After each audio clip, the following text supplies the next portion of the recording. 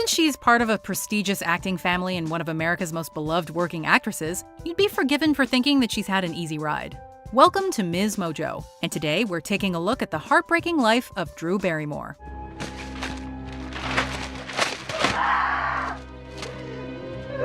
For this video, we're looking at the early life and career of Drew Barrymore, and how she came out the other side stronger than ever. The Barrymore acting dynasty dates all the way back to the 19th century, with Drew Barrymore's great-grandfather Maurice and his wife Georgiana Emma Drew. Many of the Drews were actors as well. What's in a name? Well, in Barrymore, there's a lot. It's a dynasty, big drinkers and brilliant actors. Her grandfather, John Barrymore, was one of the most renowned Shakespearean actors of the 1920s, and by 1927, the family already had a play written about them, The Royal Family. Even her father, John Drew Barrymore Jr., did a lot of work on TV and was in a handful of movies, though they never took off. Unfortunately, the Barrymores also have a long history of substance problems, specifically alcoholism. Come on, can I get you a glass of milk, honey? Milk? I'm a Barrymore. Get me a drink and make it a double. Both her father and grandfather ultimately died from deteriorating health as a result of long-term alcohol abuse. And because of this, her dad was rarely present in her life. Did I do something wrong that my dad doesn't want to be around me? Am I such a repellent person that I drive everyone who gets to know me to the furthest mountain that they can run to? And I still question that sometimes. Her first acting role came when she was only 11 months old, when she appeared in a commercial for Gaines Burgers dog food alongside a puppy. And even at this age, she was praised for her performance. Her father was already out of her life after numerous arrests for domestic abuse and drug possession. And by the time she got her big break in E.T., her mother Jade was her primary carer.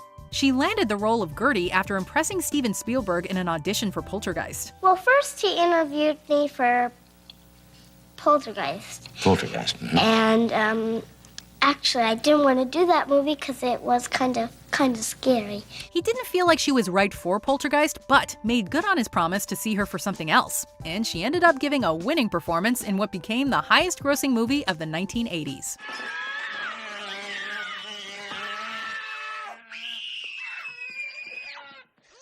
She was just 7 years old during filming, and it was soon after that she asked Spielberg if he would be her godfather, which he accepted. He remained an influential role model throughout her life, even telling her to cover up after she posed for Playboy when she was older. But her sudden rise to fame was bad news. Her mother loved the limelight, and rather than making sure her daughter went through school to get a good education, she started partying and taking Drew with her. You just can't stand that the whole world is going to know the truth. About what? About how you've held me back all these years. One of their regular haunts was the famous Studio 54 nightclub in New York, and it was hanging around so many older people that got her into more and more trouble. Well, I had grown up very fast, and it's not very normal to see a 9-year-old at a big Hollywood party drinking. And it looks a little weird, and people were laughing and just saying, you know, I dare you to do this, and I did. By age 9, she'd had her first drink of alcohol. By 10, she'd smoked marijuana, and by 12, she was addicted to cocaine. Shockingly, not one of the adults she found herself partying with intervened. She'd already been to rehab more than once during her early adolescence, though she said in a 2015 interview with The Guardian that this was the lowest point in her life. What about the drugs? That started when I was around 10 and 11, and 10.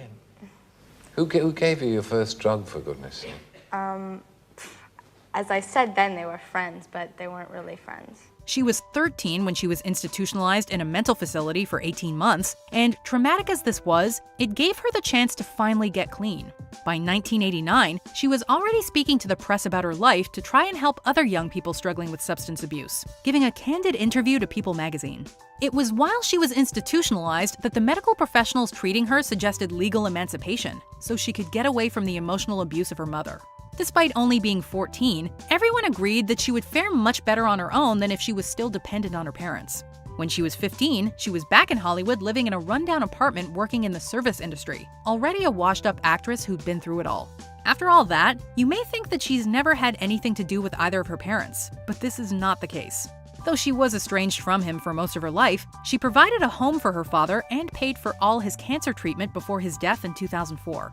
And she still keeps in touch with and maintains a relationship with her mother. I better check on Mother and the cats. She's a lot of fun. I hope she doesn't die. By 16, she was sober and had already written her first memoir, Little Girl Lost, and was beginning to get into acting again. She had a few roles here and there in the 90s, but didn't see much mainstream success again until she opened her own film company alongside Nancy Juvonen in 1995. Flower Films. The first movie Flower Films made was 1999's iconic rom-com Never Been Kissed, starring Barrymore, and they went on to produce giant hits like Charlie's Angels and Donnie Darko. Alas, I have not yet been elected Queen of the Universe, so I must obey the rules, and so will you. More recently, they were behind Barrymore's 3-season Netflix show Santa Clarita Diet. Okay, here's the deal. Mommy's going a little crazy down here, so I need to get out. And I know you're worried I'm gonna go out there and kill somebody, but think about all the people I haven't killed. Barrymore has also proven to have a lot of range as an actress, taking on the difficult role of Little Edie Beale alongside Jessica Lange in HBO's Grey Gardens, winning a Golden Globe.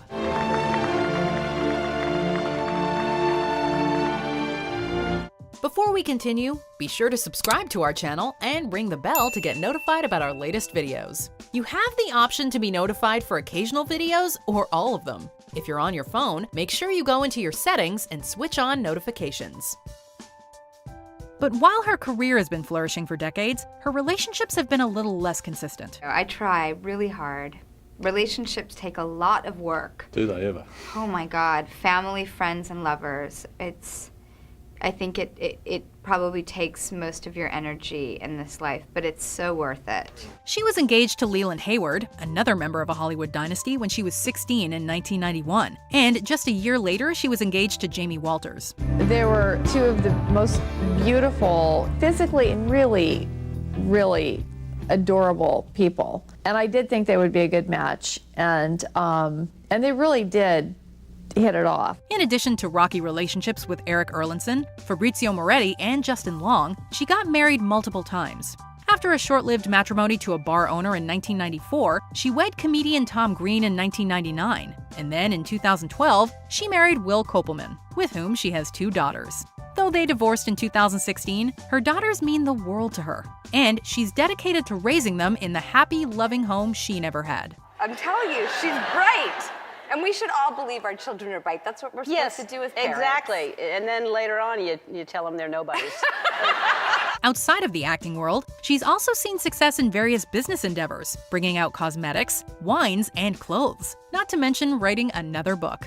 Though Drew Barrymore's early life was troubled, it's truly incredible to see how far she's come, what a role model she is today, and how iconic she is both in and out of the entertainment industry. This is definitely a story with a happy ending. Do you feel now that you are finally living the life that you want?